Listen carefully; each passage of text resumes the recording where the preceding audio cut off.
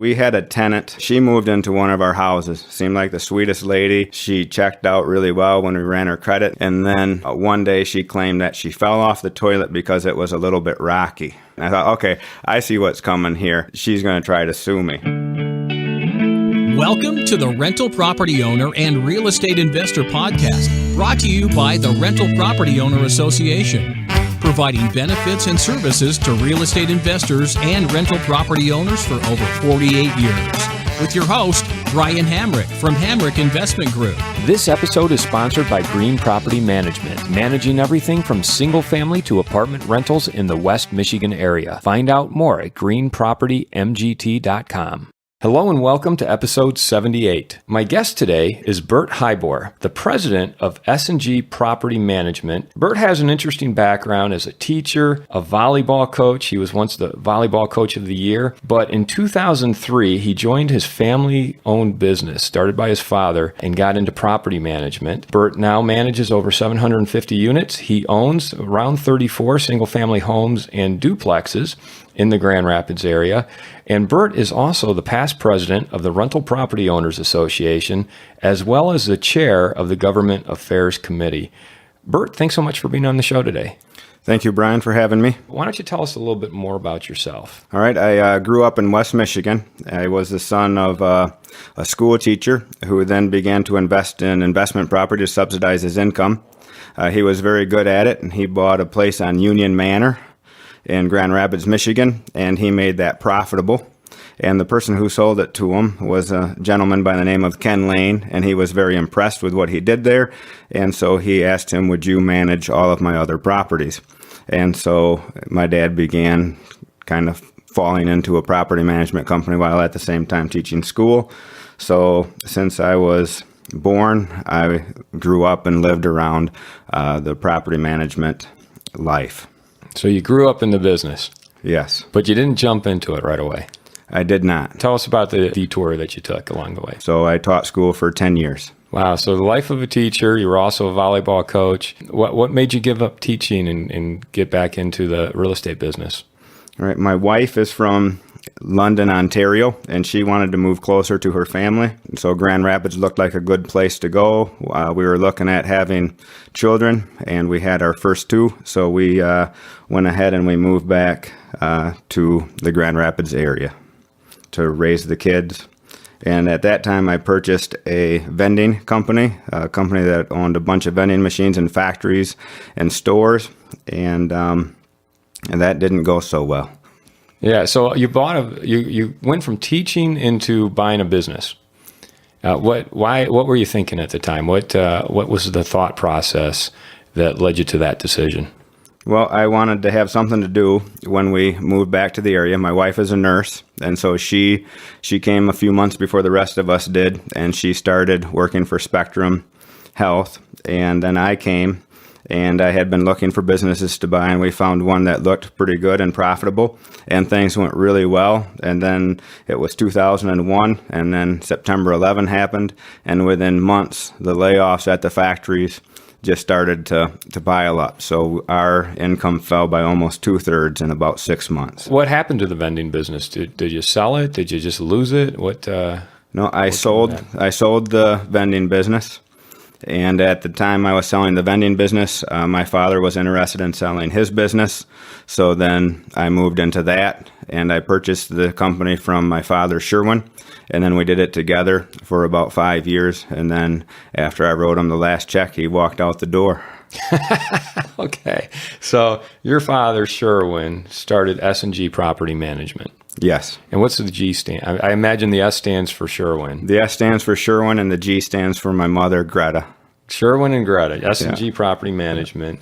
You took over in, what would that be, 2008 that he walked out the door? Yeah, we would have been right around 2008. Now, did he walk out the door because the real estate bubble had burst and he had enough, or was it just time for him to retire?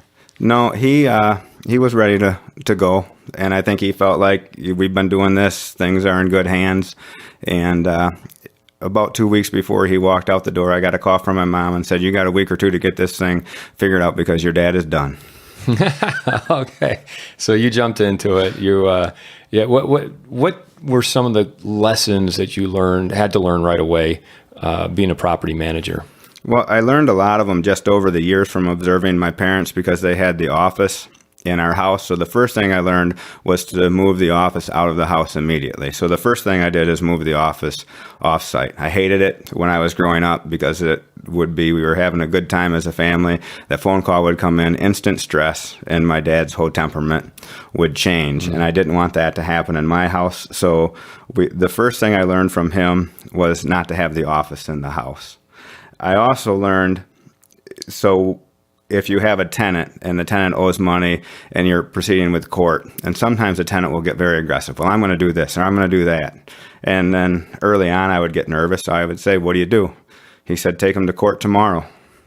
Get this over with. We try to do the right thing. So you learn to bring down the hatchet quick and early. Yeah, in some cases, yes. Mm-hmm. Now, is this a good time for your evil tenant story? Sure. This is years after I was in the business, and I was pretty seasoned. And we had a tenant, I won't say her name, she has since passed on, but she moved into one of our houses. Seemed like the sweetest lady. She checked out really well when we ran her credit and stuff. And then one day she claimed that she fell off the toilet because it was a little bit rocky. And so I went and checked into that, and I thought, okay, I see what's coming here. She's going to try to sue me. So the next month, of course, she didn't pay her rent, so I sent her to demand for payment, I think on the 2nd, because I saw this coming. Well, I'm not going to pay rent. I want free rent. And so we went ahead and filed in court, and we were starting forward on the court proceedings. And then she said she had an attorney. That scared my attorney. I don't remember her attorney's name. It was fictitious, but it was just a big, well-known attorney, apparently, in Grand Rapids. So she just dropped a name, and your attorney got a little jittery. Oh, boy, yeah. And so we went to the first hearing, and then after that, I hired somebody to investigate her a little bit because I thought something's not adding up. So the person I had investigate her found that she had spent several years in Joliet Prison, Illinois, because she was working in Illinois as a nurse, as a licensed nurse, having never graduated from nursing school. And she was convicted of fraud. And then they discovered that the information she gave me was fraudulent. And the person, just after a few hours of research, was pretty sure she was still collecting Social Security benefits from her deceased husband, who had been deceased for 3 years. And so I confronted her, and I said, here's what's going to happen. My client's getting his money. I'll write the check. And I can do this from now until the end of time. And so it happened late enough where I was financially secure. So you're not going to bully me because I need to worry about next month's rent. My client's never even going to know. I'm going to handle it. And I presented her with the information I had. We had family members of hers who said they would testify on our behalf, and she agreed to move out. 3 months after she moved out, I got a phone call from her. Don't know if she forgot who I was, but she said that she needed to move immediately, and she was allowed out of her lease because her current residence had had a fire. Now, I don't know how that fire happened, but I have a sneaking suspicion it was a desperate landlord who didn't know how to get rid of her because she was special. Wow. Yeah, so perhaps he set fire to his own property to get rid of her, huh? I would bet that it would be better than even odds. I don't know who he was, but if I was younger and early in the business, that would have pushed me right out of the business.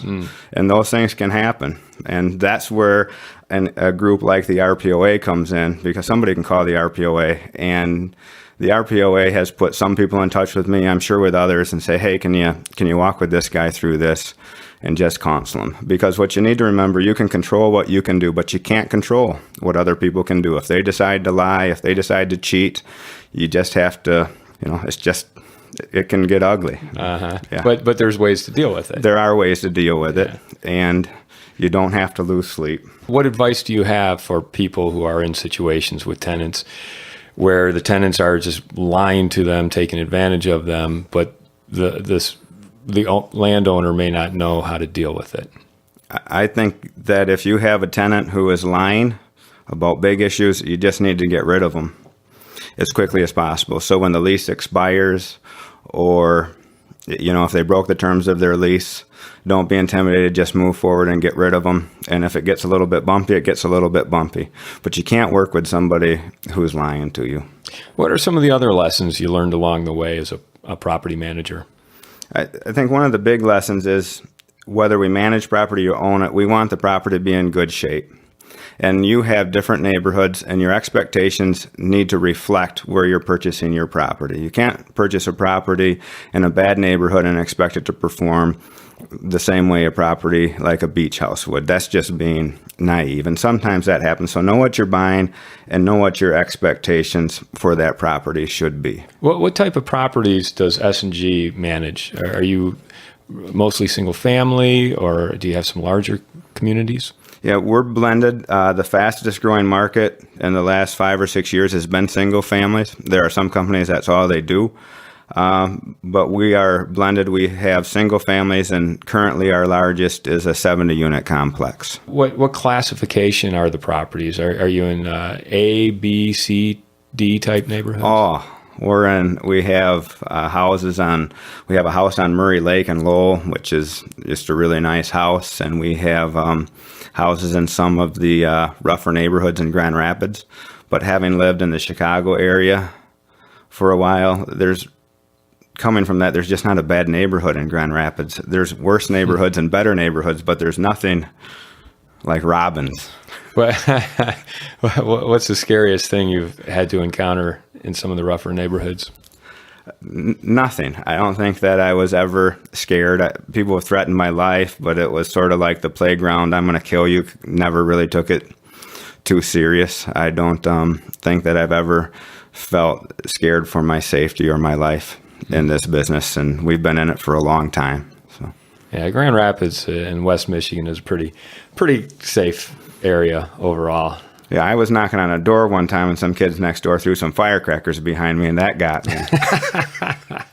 They had a good laugh, so I was startled. Yeah. Did you have a good laugh? I did. It was funny. It was funny.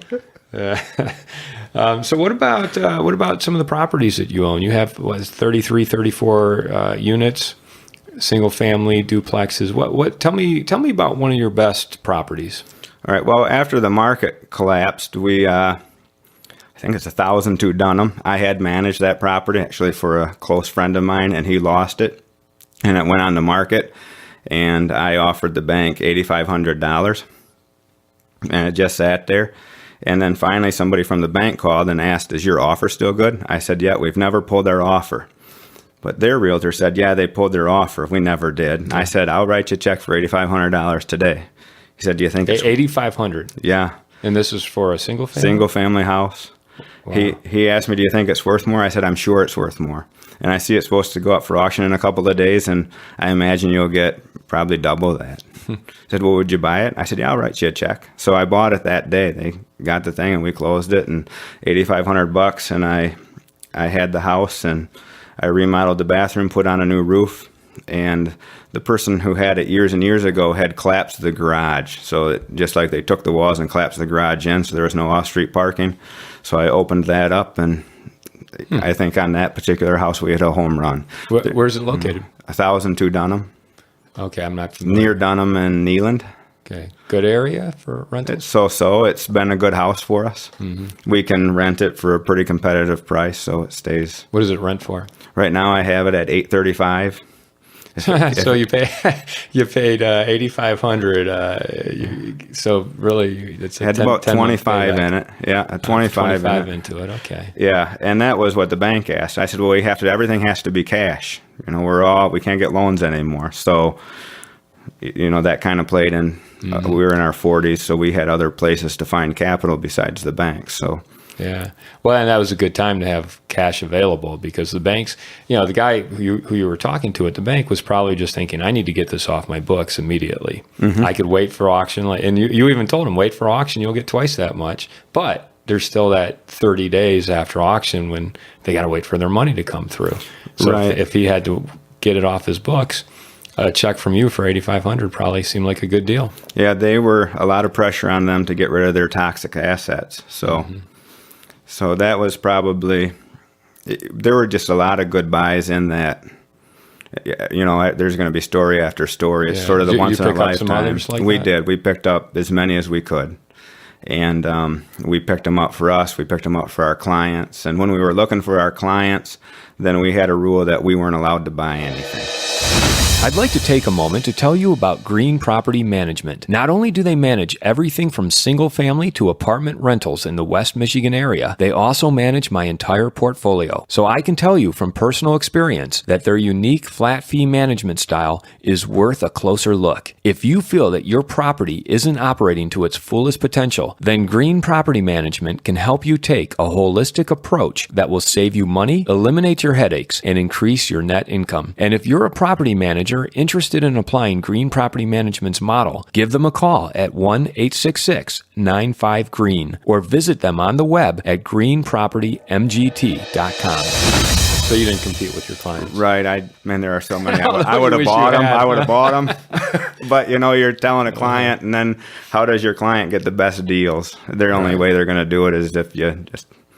Okay, or if I would find one and they didn't want it, I would ask for permission to purchase it. Mm-hmm. But I do not sell real estate because so many of my clients do.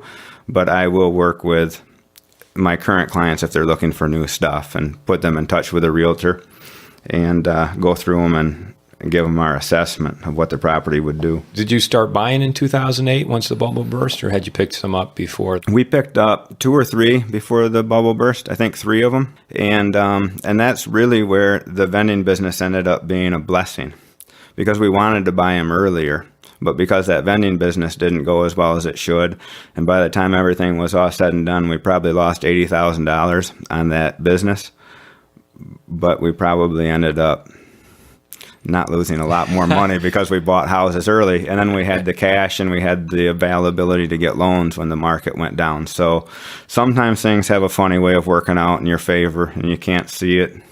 It was tough. Yeah. You so you probably thought, well, gosh, we're working through the rubble of this vending business. I can't go out there and start buying real estate like I want to. But the timing was good for you, because by the time you were able to start picking up some properties, the market had crashed.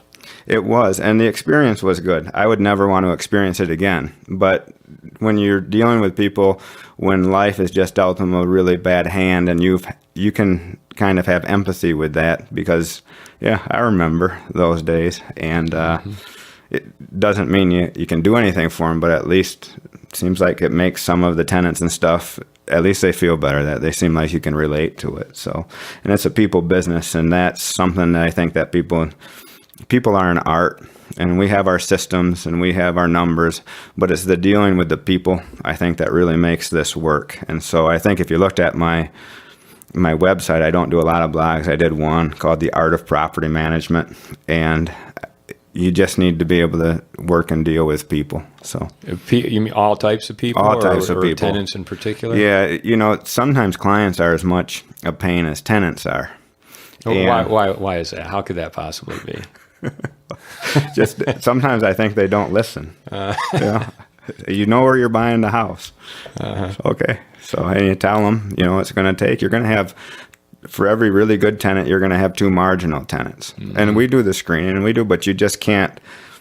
So today we wouldn't put the same tenant in a house that we would put in 6 years ago. The market's changed. You have a much better tenant pool today. So if you were to say, so some of the tenants we're kicking out that were in 6 years ago, you're like, but they wouldn't get in today.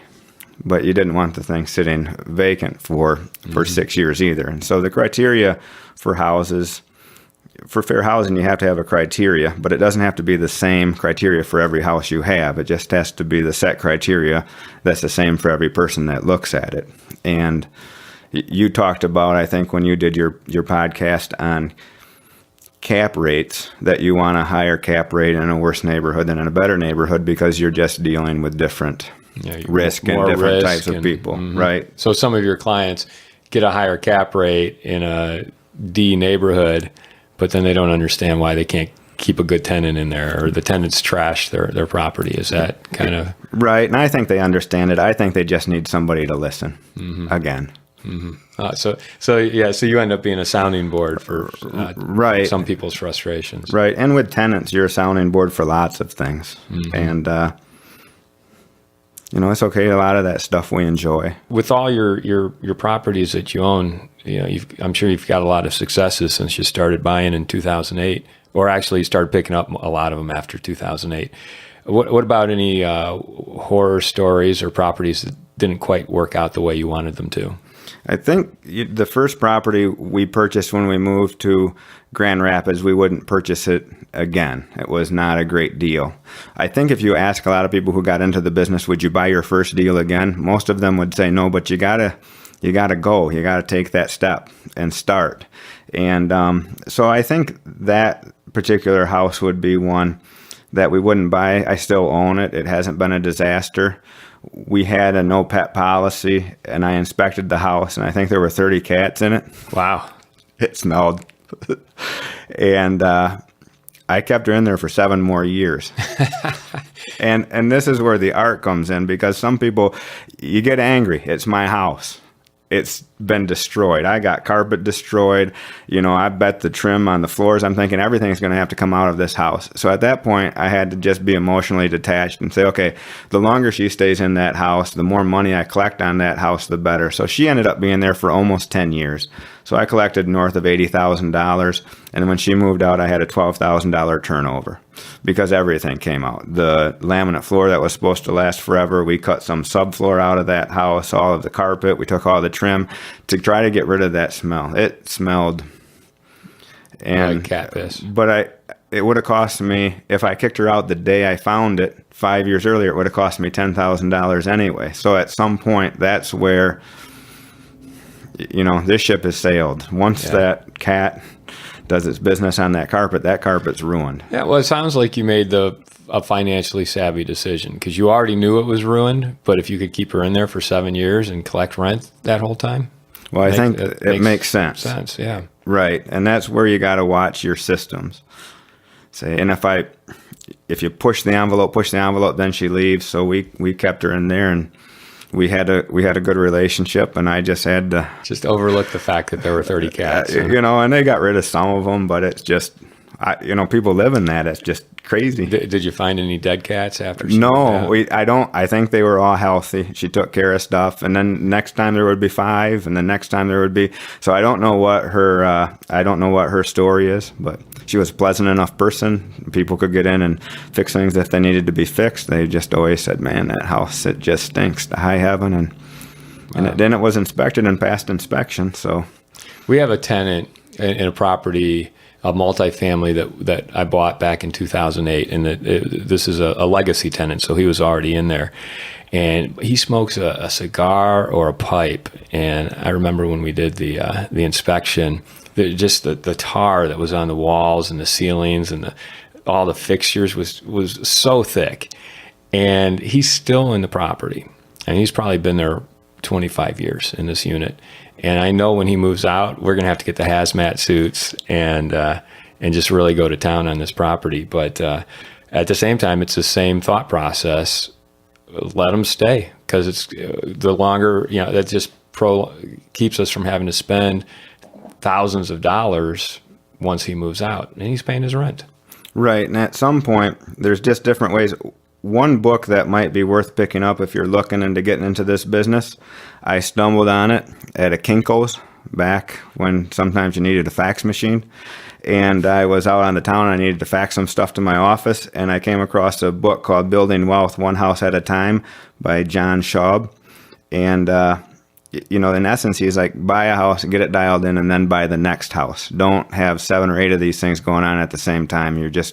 And I found that book to be very helpful, and I would recommend that book to anybody who's looking at getting in. And make sure your spouse is on board. Don't get into this business if your spouse isn't on board. Is your wife on board with everything?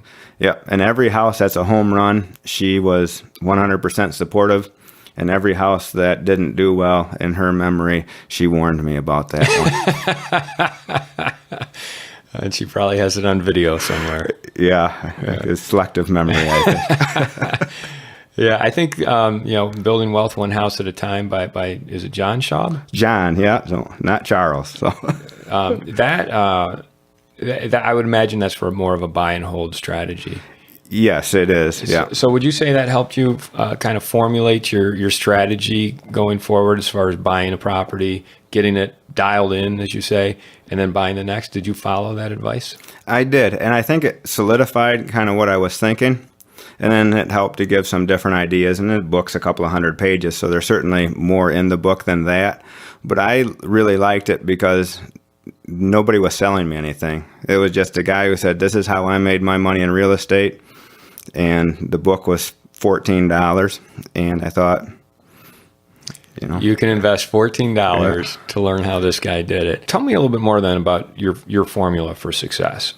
Are you buying properties using leverage from the bank, or do you own a lot of your properties free and clear? What do you see as being important to building a successful portfolio? Okay, you're going to want cash flow. And so cash flow is extremely important. We make sure we have a lot of cash reserves. If we didn't have cash reserves, then there would be too many. That story that I told you with that woman, that stuff would just keep me up at night because I have to make this happen because financially I can't afford for her to do this. So having cash flow and cash reserves helps you to be able to sleep at night. What kind of cash? Like, give me a number. What do you like to have on a single family in cash reserves? Okay, we probably have about 80,000 in cash reserves, and we have about 35 properties. And when we had half that, we probably still had about the same amount. So if I had one, I would probably have $10,000 in cash reserves. If I have two, it's $6,000, because things aren't going to go bad on all of them all at the same time. And then we have equity. We have, I think, 4 loans right now on those properties. So the vast majority of those properties now are paid for. So four loans, that would be for 4 individual properties, or do you have some portfolio loans? No portfolios, just 4 houses that still have loans on them. And the rate of return is much better when you have a loan. But of course, the cash flow is much better once they get paid off. And so we keep a pretty good eye on the cash flow. What do we want? We want enough cash flow so that we can retire. We also have a special needs daughter, so we have to have a trust fund put together for her to keep her going for 30 or 35 years after we pass away. And so there's just different things. But the goal has changed. The first goal was to replace my teaching salary with that income from the rental properties. And then that changed because we did that. And how quickly did you do that? Well, it was accelerated because of the market. Right, so we did it really quite quickly because when the market went south, we had 11 mortgages, and we went in to get another mortgage, and we were approved by the bank, and then the banker came back and said, "You can't get another mortgage. You have enough."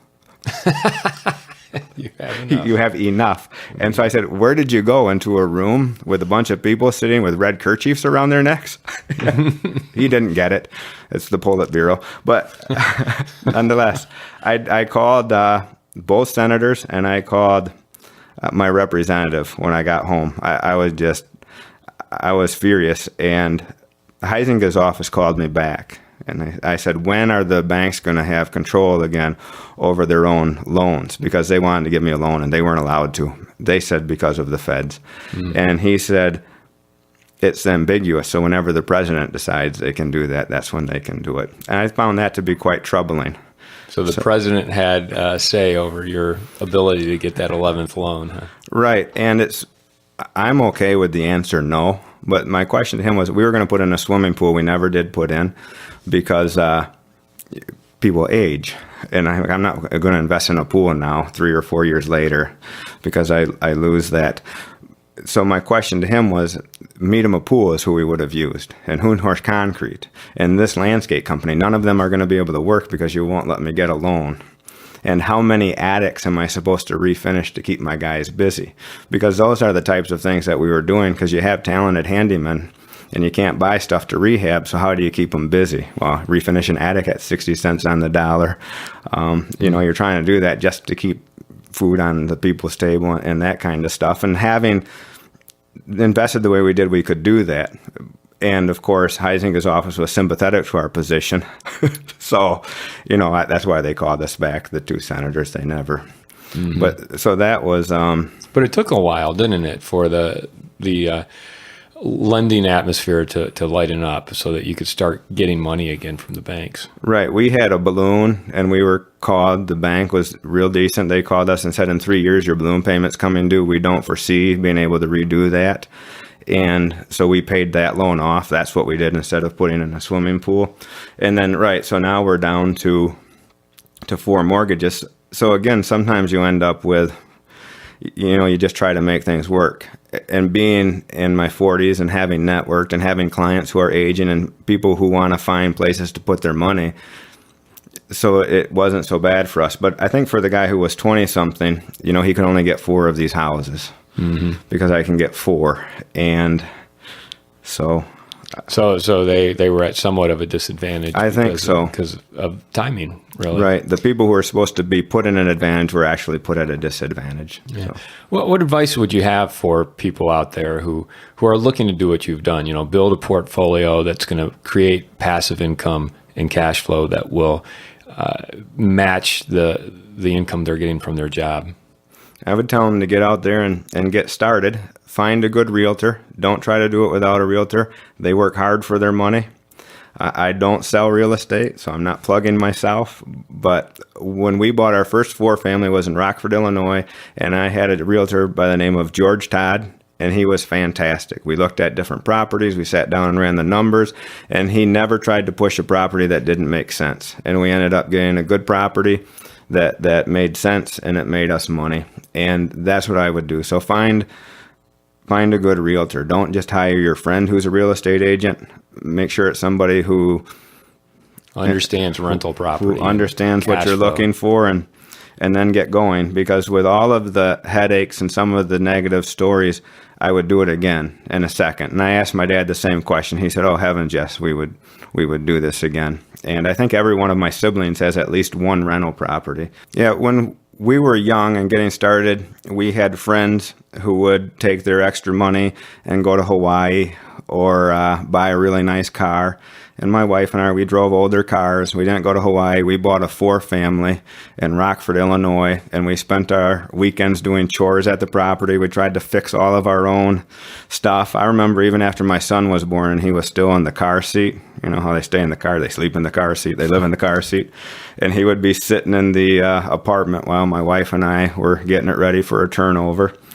And, we put a lot of that in, and now that's paying off. So today it would almost be like we have a third person in our household making a full-time income because of those sacrifices. Yeah, you made those sacrifices, but you're reaping the rewards of it now. Well, you are a past president of the RPOA, the Rental Property Owners Association, and I know you've been very involved with them. Is there any? What would you say about the RPOA and just how important they've been to your career? Okay, I would. We were members of the RPOA long before I ever got involved with them. We wrote them our check for our annual dues, and I never paid much attention because we didn't need forms and stuff from them because we were a big enough company. We had our own forms. And I got very frustrated with some of the stuff that was going on with local government. And then one of my clients said, "Why don't you talk to the RPOA?" And I had that conversation, and the next thing I know, I'm on the board. And now I'm writing them checks for hundreds of dollars for their political PAC fund. And the best thing I got from the RPOA was the networking, just running into people, and I'm learning all the time. So I've been in this business now full-time for almost 10 years with 700 and some properties, and I can still learn something from a guy who has 2 properties or somebody with a different perspective. And most of those people I met because they're also on the board of the RPOA or they're serving on committees. And so I'm talking about a 2-bedroom unit just the other day, and one of the guys I was with said he's getting $1,400 for a 2-bedroom. So I said, the next time I have a turnover, do you mind coming with me? And so I'm going to consult with him, and it's somebody who is much smaller in the business than I am, but I'm happy to learn from him. And that's kind of the atmosphere that you're going to develop at the RPOA. We work at the RPOA with Russ Vandentorn and Mark Troy, other property managers, and they're very good property managers, and we can learn from each other. And it's a really good thing sometimes just to rub shoulders with people who are in the business. And how are you getting $1,400 for a 2-bedroom? Because I'd like to get $1,400 for a 2-bedroom. And so he's perfectly happy. And you'd be surprised how many people, if you said, "Hey, can you come and take a look. What would you do? And they would do that. Talk a little bit about the Political Action Committee, the PAC that the RPOA has, and how you've been involved in the what is it called, the Government Affairs Committee. What's your role as the chair of that committee, and what are some of the things that you've accomplished? I think the reason I'm in the government affairs is that's what brought me to the company. What brought me to the RPOA was my frustration with different inspections coming and how I thought some of that stuff was being handled by the cities. And so I joined them, and then we got together, and we were extremely busy because that was at the time when Grand Rapids was beginning to implement its inspections policy. And then we were able to negotiate with the city of Grand Rapids and sit at the table. A lot of that was because of the work of Clay Powell and his reaching out and building bridges so that we can at least get our input. Just recently, we met with the city of Kentwood, who reached out to us to say, we're going to be doing some stuff with inspections. Here's what we're thinking. And we're able to give them some feedback. And we can't block that from happening, but we were able to negotiate some things with different rates. And if you're going after the bad landlord, then get the bad landlord. Try not to punish the good landlord, to subsidize the bad landlord, and those types of things. And what we do with the PAC, the Political Action Committee, is we can fund people who are running for city government, county government, or state government. We don't go beyond the state, and we want to try to have some influence. And the main thing we do is kill bad bills. We have some bills that are going through, hopefully one, the tenant responsibility bill, hopefully will go through here soon. But to get a bill through takes years of hard work. But to squash a bad bill is much easier. And so, for instance, there were 3 different bills that have come up in committees with how we have to deal with bed bugs. And we believe as an organization that you can't force the landlord to pay for the bed bug remediation. And we have been able to kill those in committee. And there's been some talk about allowing rent control. I don't think that that's an immediate danger, but a lot of that stuff, we just stop it really before it becomes public knowledge, because we have a lobbyist in Lansing with their ear to the wall, and they hear this stuff coming. And the legislators who are friends of the RPOA, they can give us a heads up. Hey, this person's introducing something in this committee that you may want to be aware of. And that's just incredibly valuable, because I think it saves us, in some cases, thousands of dollars. The fact that we can get a 6-year cert in the city of Grand Rapids, and that we sat at the table, we get to see where they're coming from, but they also get to see not all landlords are what they thought we were. And that relationship with the city, the relationship with the inspector and the bureaucrats, that's improved. And that, I think, makes it easier when a property owner has a problem with the city and can call the city. And it's changed the attitudes. And, a 6-year cert as opposed to a 2-year cert, that's thousands of dollars, I think, for somebody with 30 houses. Yeah, more than thousands of dollars. I think Clay came out with some statistic that city certification process over 5 years on average costs $5,000. Yeah, I think that was the first time through, though. So I think the second time it will probably be about half that. So because now you can get the 6-year cert. And some of the things they were taking credit for, we schedule roofs years ahead sometimes. And so we did a couple of roofs, and they probably took credit for, he did the roof because of the city cert. The city. And they were scheduled to be done anyway. Yeah, well, I think it's important that the RPOA builds these bridges with the city, because a lot of officials and people who work for the city tend to think of landlords as being slumlords. It's just like this stereotype. But the truth is, and you and I both know this from working with the RPOA, is that most landlords really try to do the best they can. It's an unfair stereotype that a landlord is just there to gouge the tenant for rent and not take care of the property. There's a lot of truth in that. And I think one of the reasons that people sometimes will hire a property management company is because they can't handle the emotional toll of kicking people out when they're down. So my wife was just diagnosed with stage 4 cancer. She has 4 months to live, and I can't pay the rent. And the landlord can't afford to write the check. And they feel boxed in. What do I do? Their worldview, they're Christian. What am I supposed to do? And I call them, well, they should be, they need to talk to their family. They need to talk to their church. There's other people that can help them. But if somebody's going to criticize you because you have to kick them out, which is already tearing your heart out, they can write a check too. Yeah. There are church and other services out there to help people in those situations. But yeah, so do you have to deal with some of those tough situations on behalf of your clients? Yeah, we do, and I've sat in living rooms and cried with people, and and we've even paid a month or a couple of months of rent, but at some point you can't do that, and I think people understand that.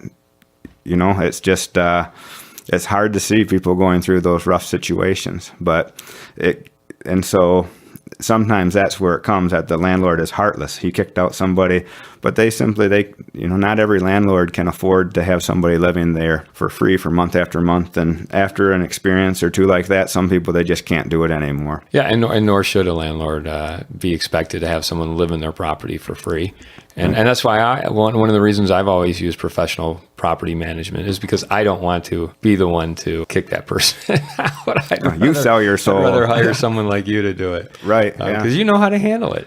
It is. And you treat people with respect by telling them the truth. Mm-hmm. We can help you.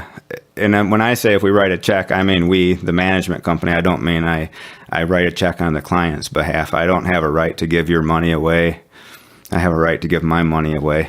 And but if you're going to make that sort of judgment call, you're willing to back it up with your own money. Right.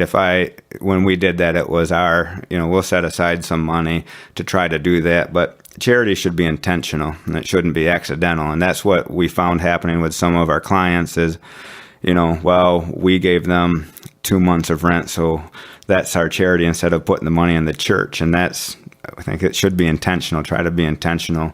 And I try not to help the people who are in my own houses, because that's sort of self-serving.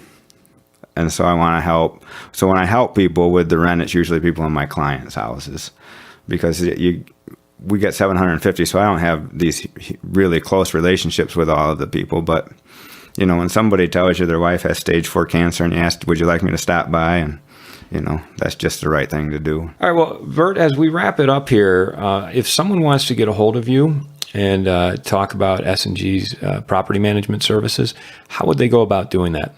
All right, they can find us on our website at rentsg.com, or they can call our office at 616-719-0819. Fantastic. Well, Bert, thanks so much for taking the time to talk with us today. It's been a pleasure hearing your story and your background, and keep up the good work with the Government Affairs Committee. All right, thank you. This episode is sponsored by Green Property Management, managing everything from single-family to apartment rentals in the West Michigan area. Find out more at greenpropertymgt.com. You've been listening to the Rental Property Owner and Real Estate Investor Podcast, brought to you by the Rental Property Owner Association. You can find out more at rpoaonline.org. If you enjoyed this podcast, please go to iTunes to subscribe, rate, and review.